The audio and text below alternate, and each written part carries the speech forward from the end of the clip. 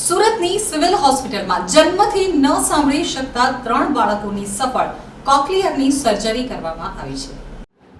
રાજ્ય સરકારના રાષ્ટ્રીય બાલ સ્વાસ્થ્ય કાર્યક્રમ અંતર્ગત નવી સિવિલ ખાતે 3 બાળકોની સફળ કોક્લિયર ઇમ્પ્લાન્ટ સર્જરી વિનામૂલ્યે કરવામાં આવી છે। 3 બાળકો જન્મ બાદ સાંભળી કે બોલી શકતા ન હતા। આ ત્રણેયની કોક્લિયર ઇમ્પ્લાન્ટ સર્જરી કરાતા સફળ પરિણામ મળ્યું છે। સુરતની નવી સિવિલ હોસ્પિટલ દક્ષિણ ગુજરાત માટે જીવાદોરી સમાન છે। લાખો રૂપિયાના ખર્ચે થતી સર્જરીઓ સુરતની નવી સિવિલ હોસ્પિટલમાં વિના મૂલ્યે કરવામાં આવે છે। ત્યારે આપણે જાણીએ છીએ કે નાની ઉંમરથી જે બાળકો બોલી કે સાંભળી શકતા નથી તેવા બાળકો કોક્લિયર ઇમ્પ્લાન્ટ સર્જરી બાદ બોલી અને સાંભળી શકે છે। પરંતુ આ સર્જરીનો ખર્ચ 8 થી 10 લાખ રૂપિયા જેટલો થાય છે, જેથી મધ્યમ અને ગરીબ વર્ગીય લોકો આ સર્જરી કરાવવાનું ટાળતા હોય છે। પરંતુ રાજ્ય સરકાર દ્વારા રાષ્ટ્રીય બાલ સ્વાસ્થ્ય કાર્યક્રમની શરૂઆત કરવામાં આવી છે, જેમાં આ કોક્લિયર ઇમ્પ્લાન્ટ સર્જરી સરકારી હોસ્પિટલમાં વિના મૂલ્યે કરાવી શકાય છે। ત્યારે સુરતની નવી સિવિલ હોસ્પિટલ ખાતે એક સાથે 3 બાળકોની સફળ કોક્લિયર ઇમ્પ્લાન્ટ સર્જરી કરાવવામાં આવી છે। આ અંગે નવી સિવિલ હોસ્પિટલના ઇન્ચાર્જ અધિક્ષક ડોક્ટર જિગીશા પારડિયાએ જણાવ્યું હતું કે આ અંગે નવી સિવિલ હોસ્પિટલના ઇન્ચાર્જ અધિક્ષક ડોક્ટર જિગીશા પાટડિયાએ જણાવ્યું હતું કે અમે જે 3 બાળકોની સર્જરી કરી છે એ ત્રણેય બાળકો જન્મથી સાંભળી શકતા ન હતા અને બોલી પણ શકતા ન હતા। આ અંગે જ્યારે બાળકો અમારી પાસે આવ્યા એટલે અમે એક ટીમ બનાવી। આ ટીમમાં પેડિયાટ્રિશિયન ENT વિભાગના ડોક્ટર, એનેસ્થેસિયા વિભાગના ડોક્ટરો અને રિહેબિલિટેશન એક્સપર્ટ સાથે ચર્ચાઓ કરી પરીક્ષણ બાદ રિપોર્ટ કરાવ્યા। ટીમ દ્વારા બાળકોની ચકાસણી કરી સર્જરી કરાવવામાં આવી। એક બાળકની સર્જરી પાછળ 2 થી 3 કલાકનો સમય લાગ્યો છે। હાલમાં ત્રણેય બાળકોની સફળ સર્જરી થઈ ગઈ છે અને રિહેબિલિટેશન એક્સપર્ટ દ્વારા સ્પીચ થેરાપી આપવામાં આવી રહી છે। આ બાળકોને સાંભળી શકતા અને બોલી શકતા જોઈ નવી સિવિલ હોસ્પિટલના ડોક્ટરોને ખૂબ જ ખુશી। ડૉક્ટર જિગીશા પાટડિયા, ઇન્ચાર્જ તબીબી અધિક્ષક નવી સિવિલ હોસ્પિટલ સુરત, આપ સૌને આવકારું છું અને એ સાથે આપ સૌને જણાવતા મને આનંદ થાય છે કે સરકારશ્રીની પ્રતિબદ્ધતાને કારણે આપણે સરકારશ્રી દ્વારા એક પ્રોગ્રામ ચાલી રહ્યો છે, જેમાં જન્મજાત જે બાળકોને સાંભળવામાં તકલીફ છે અથવા જેની શ્રવણ શક્તિ ગુમાવી ચૂકેલા છે એવા બાળકો માટે કોક્લિયર ઇમ્પ્લાન્ટ કરવાનો એક પ્રોગ્રામ ચાલી રહ્યો છે। એ પ્રોગ્રામને અંતર્ગત જે બાળકો આવી પરિસ્થિતિથી પીડાઈ રહ્યા છે એ બાળકોનું સૌથી પહેલાં સ્ક્રીનિંગ કરવામાં આવે છે। સ્ક્રીનિંગની અંતર્ગત અમારું ડિસ્ટ્રિક્ટ અર્લી ઇન્ટરવેન્શન સેન્ટર છે, જેમાં બાળકો આવે છે અથવા તો જે તે OPDમાં આ કમ્પ્લેન સાથે બાળકો આવે છે એનું અમે ડિટેલમાં એનું સ્ક્રીનિંગ કરીએ છીએ। કેટલાક ટેસ્ટ કરવામાં આવે છે।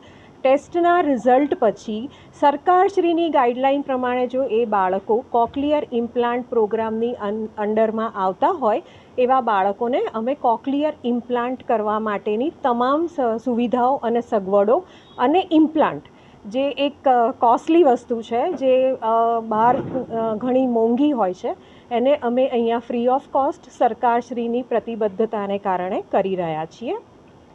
હાલ સુધીમાં અમે 12 બાળકોની આવી સર્જરી કરી રહ્યા છે અને મને જણાવતા ઘણો આનંદ થાય છે કે આજે એમાંથી 3 બાળકો જેની હમણાં સર્જરી થઈ છે એ બાળકો આપણી વચ્ચે ઉપસ્થિત છે।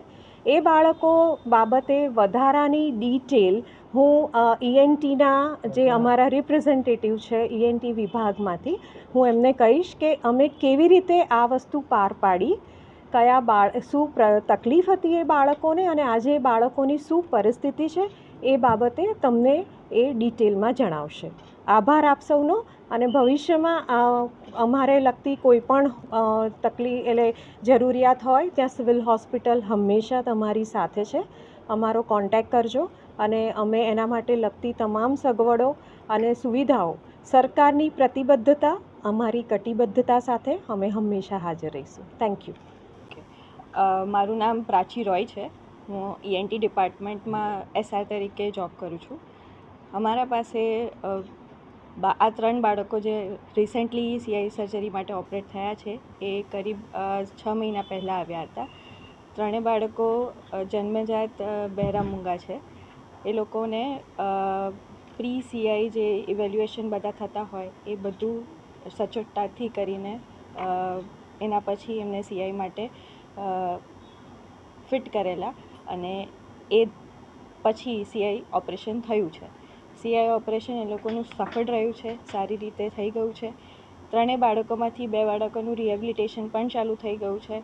ત્રીજા બચ્ચાનું પણ રિહેબિલિટેશન ટૂંક સમયમાં ચાલુ થઈ જશે. આ બાદ 3 બચ્ચાઓને 50થી 70 જેવા સિટિંગ્સ રહેશે ફોર સ્પીચ થેરપી, જે પછી બચ્ચું ધીરે ધીરે બોલવાનું શરૂ કરી શકશે. આ પ્રક્રિયા ઇનિશિયલી બહુ લાંબો સમય લે છે. જ્યારે બચ્ચું તમારી પાસે આવે પ્રાઇમરી પરમિશન લઈને, પછી તમે એને બધા ઇન્વેસ્ટિગેશન્સ કરાવો, બચ્ચું ફિટ થાય સર્જરી માટે, એ ઘણો લાંબો સમય ક્યારેક નીકળી જતો હોય છે. પણ એના પછી ઓટીની અંદર ઓપરેશન થિયેટરમાં 2 થી 3 કલાકમાં ઓપરેશન થતું હોય છે. અને ઓપરેશનની દરમિયાન જ કોક્લિયર ઇમ્પ્લાન્ટ સક્સેસ છે કે નહીં એ બી ચેક થઈ જતું હોય છે.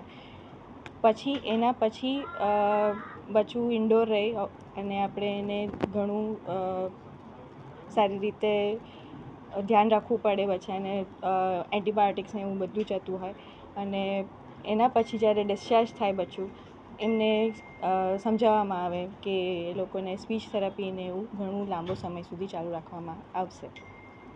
પ્રાઇવેટમાં આ સર્જરી કરાવવામાં આવે તો કેટલો ખર્ચો થતો હોય છે, અને આપણે આ કયા યોજના હેઠળ આ સર્જરી થાય છે? આ એડિપ સ્કીમના અંતર્ગત આ સર્જરીઝ થાય છે. પ્રાઇવેટમાં ઘણો ખર્ચો આવે. The implant it self cost about 5 to 7 lakhs, અને ઉપરાંત એના ઉપરાંત સર્જરી કોસ્ટ